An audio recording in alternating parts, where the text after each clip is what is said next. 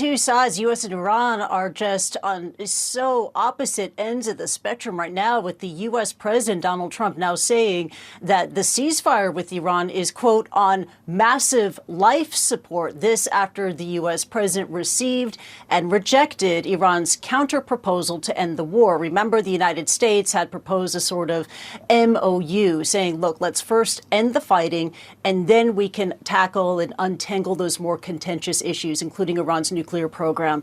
But Iran had something else in mind. Let's bring up a reminder of what was in that counterproposal from Tehran. Iran was asking for an end to the war on all fronts, including Lebanon, compensation for war damages, an end to the sanctions, end to the U.S. naval blockade, a resumption of Iranian oil sales, guarantee of no further attacks, and Iranian sovereignty over the Strait of Hormuz.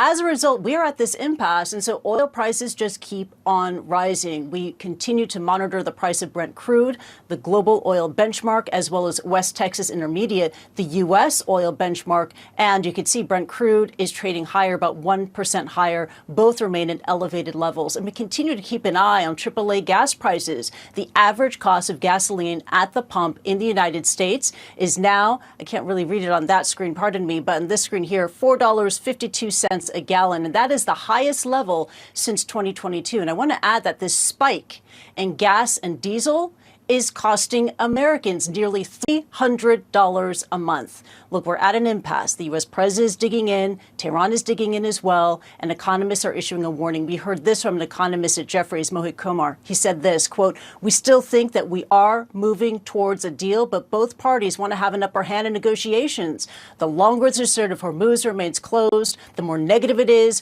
for the global economy." And just to give you an idea of the tone that we're getting from Tehran, this is what we heard from Iran's parliamentary speaker, who continues to be very active on the social media platform X, saying this, quote, "There is no alternative but to accept the rights of the Iranian people as laid out in the 14-point proposal. The longer they drag their feet, the more American taxpayers will pay for it," unquote.